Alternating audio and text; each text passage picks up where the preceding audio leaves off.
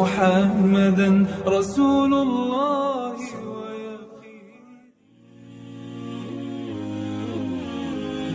Our life is full of moments of stress, grief, and regret, maybe due to financial issues, health concerns, marital problems, problems with the children. But no matter how bad things are, it will not come to the level that will make children's hair go gray. It will not come to the level of a woman forgetting about her baby. It will not come to a level that a pregnant woman will drop her load. It will not come to the level of looking at the people and seeing them. They look like they're drunk, but they're not drunk. All these descriptions are exclusive to one day. Allah told us that will take place on the day of judgment. When He said, يَوْمَ تَرَوْنَهَا تَذْهَلُ كُلُّ مُرْضِعَةٍ عَمَّا أَرْضَعَتْ وَتَضَعُ كُلُّ ذَاتِ حَمْلٍ حَمْلَهَا وَتَرَى النَّاسَ سُكَارَى وَمَا هُمْ بِسُكَارَى وَلَكِنَّ عَذَابَ اللَّهِ شَدِيدٌ. On that day, you will see that a woman neglect her nursing baby, and a pregnant woman will abort her pregnancy. And you will look at the people and you will think they are intoxicated, but they're not intoxicated. But because of the torment, because of the situation, because of the horror of that day, it is shadid, it is severe. A day so intense that Allah subhanahu wa ta'ala said, يَوْمَ يَجْعَلُ الْوِلْدَانَ شِيبًا. A day that will make young boys, their hair turn into gray. On that day of unimaginable fear, people will be divided into two groups. The first group, they are the group that are safe and secure. May Allah make us all among them. They are at peace because they lived with pure tawheed, and they strived all their life to prepare for that day. They suffered in this dunya and they were safe on that day. Allah subhanahu wa ta'ala said, أُولَٰئِكَ لَهُمُ الْأَمْنِ. These are the ones who will be secure. And in another ayah, Allah subhanahu wa ta'ala said, لَا يَحْزُنُهُمُ الْفَزَعُ الْأَكْبَرُ. The greatest terror will not grieve them.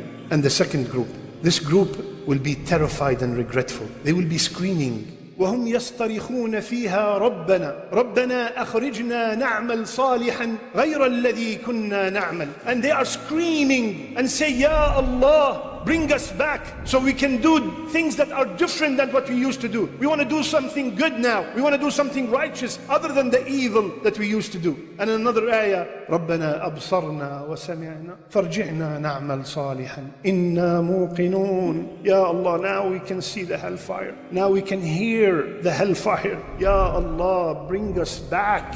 We are muqinun. We have yaqeen now. We have certainty that it does exist. Even the day itself, Allah subhanahu wa ta'ala called it Yawm al-Hasra. In Surah Maryam, Allah Azza wa Jal said, وَأَنذِرْهُمْ يَوْمَ الْحَسْرَةِ, and warn them about the day of regret. Rasulullah sallallahu alayhi wa sallam mentioned several matters that will bring regret on the day of judgment. So let's take them one by one. First, regret of not giving Surah Al-Baqarah its due attention. Rasulullah sallallahu alayhi wa sallam, he said, recite Surah Al-Baqarah, for constantly reciting it will bring barakah to your life, and neglecting it will bring regret on the day of judgment. And black magic, the magicians cannot touch the person who constantly recites Surah Al-Baqarah. If you can do it once a day, Allahu Akbar. If you do it once a week, Alhamdulillah. But at least once a month, have the Surah Al-Baqarah being recited in the house. How many complaints we get? Ya Shaykh, jinn, black magic, evil eye, nazar, all that. Subhanallah. Rasulullah sallallahu alayhi wa sallam said, the house that Surah Al-Baqarah is recited in, the shayateen will not enter it. Second,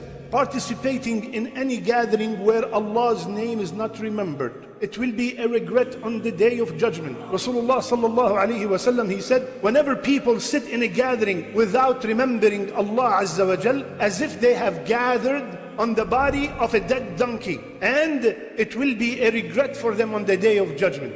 Third, the regret of craving authority. Rasulullah ﷺ said, you are going to compete over positions of leadership, and it will bring regret on the day of judgment. Rasulullah ﷺ made a dua against the leader who's not just. And Rasulullah ﷺ told us that if somebody has been assigned as a leader of 3-4 people, even a community, whatever the number is, and he was not just with them, he will not smell Jannah. And we are fighting to get to these positions. It will be a hasra, it will be a regret on the day of judgment. Judgment. The fourth kind of regret is the regret of those whose acts of worship contained riyah, the ones whom their acts of worship contained showing off. Showing off, my brothers and sisters, destroys, diminishes the amal, no matter how huge it is. If it was intended the pleasure of other than Allah, it's multiplied by zero. Imagine $10 million donation just to show off.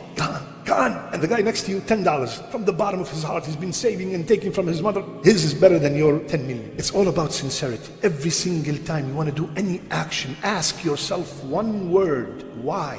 Why? Why am I doing this? Why am I volunteering? Why am I donating? Why did I grow my beard? Why did I wear the hijab? Why?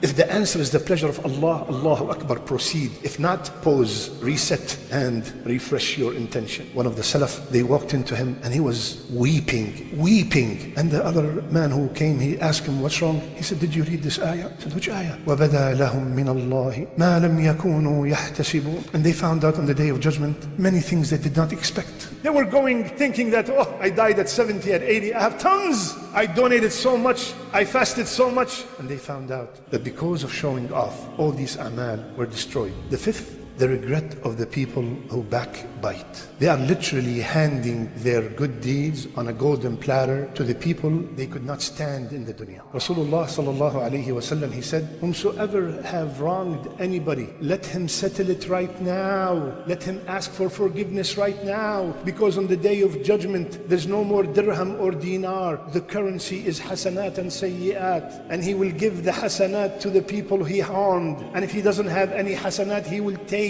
from their evil deeds. We worked so hard. We are fasting, we're praying qiyam, reading Quran. And at the end of the day, on the day of judgment, I cannot give my mother one hasana, but I give the guy that I spoke behind his back tons of hasanat. Those people will regret every word they spoke about someone, every rumor they spread about them, every news they forwarded without even checking the authenticity. The sixth moment of regret are the people who regret they did not take advantage of every single moment while they are above the ground. My beloved brothers and sisters, we do not want to be from the people who on the day of judgment they would say, Ya laytani qaddamtu li hayati. Ya Rabb, Ya Allah, I beg you the best of your names. Everybody who's watching us, do not make us from the people who would say, I wish I have done more. I wish I've done more to this life.